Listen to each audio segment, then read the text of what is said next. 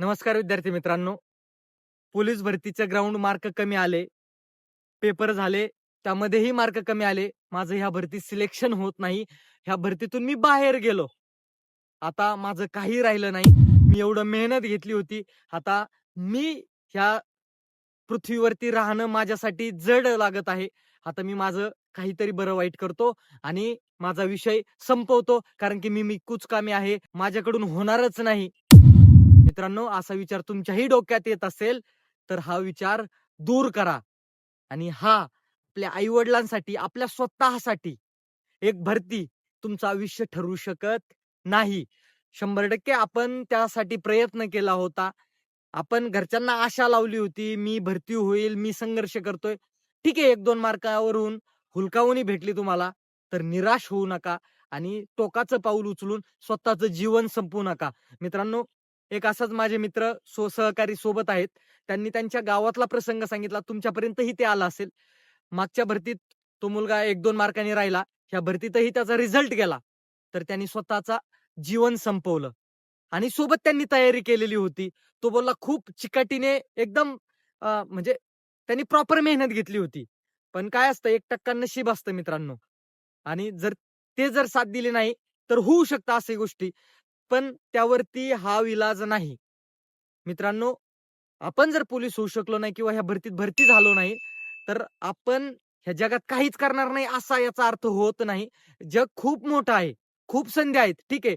देव आपल्यासाठी आपल्याला जे आवडतं ते नाही देत. जे आपल्यासाठी चांगलं असतं ते देव आपल्याला देतो. मित्रांनो, माझ्याबद्दलचं उदाहरण सांगतो. मी 2020ला आर्मीचं ग्राउंड दिलं होतं बीड या ठिकाणी. पुणे एरोची भरती होती. मला अक्षरशः कांजण्या आलेल्या होत्या. कांन्या. त्याला चिकन पॉक्स म्हणतात आणि शनिवारी त्या कांजण्या निघल्या आणि माझं सोमवारी ग्राउंड होतं.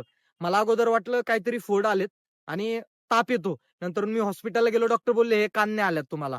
तर त्यावरती मग मी 2 सलाईन घेतले. डॉक्टर म्हणले, "बरं होईल."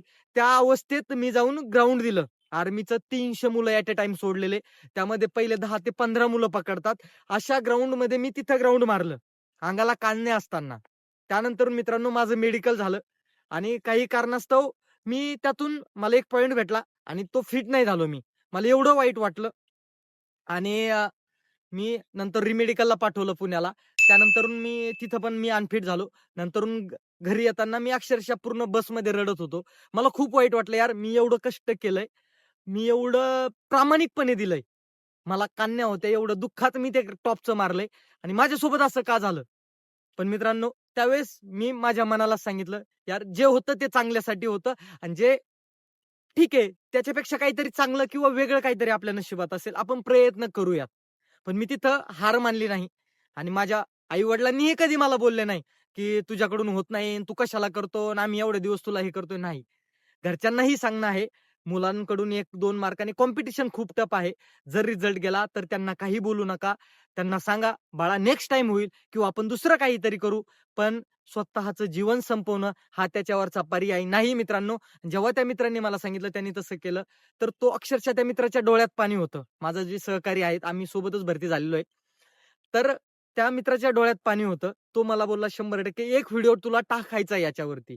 तर मित्रांनो, हा व्हिडिओचा उद्देश फक्त तोच आहे. भरती म्हणजे सगळं नाही. 100% यात नाही झालं तर नेक्स्ट टाईम आपण प्रयत्न करू. नेक्स्ट टाईम होईल. नाही झालं तर दुसरं काहीतरी करू. अरे गाडी-गाडी ऐकू. पण जीवन संपवून काही होणार नाही. मी समजू शकतो आपण ते दिलेलं असतंय, घाम गाळलेला असतोय, दिवस-रात्र अभ्यास केलेला असतोय. पण मित्रांनो, कधी-कधी होतं, आपण जे वाचलंय ते पेपरला पडत नाही. ग्राउंडला गेल्यानंतरून शरीर साथ देत नाही. 1-2 मार्कांनी रिझल्ट जातो. पण नेक्स्ट टाईम परत तयारी करा. 100% आपण त्यापर्यंत जाऊ. पण स्वतःला संपवू नका.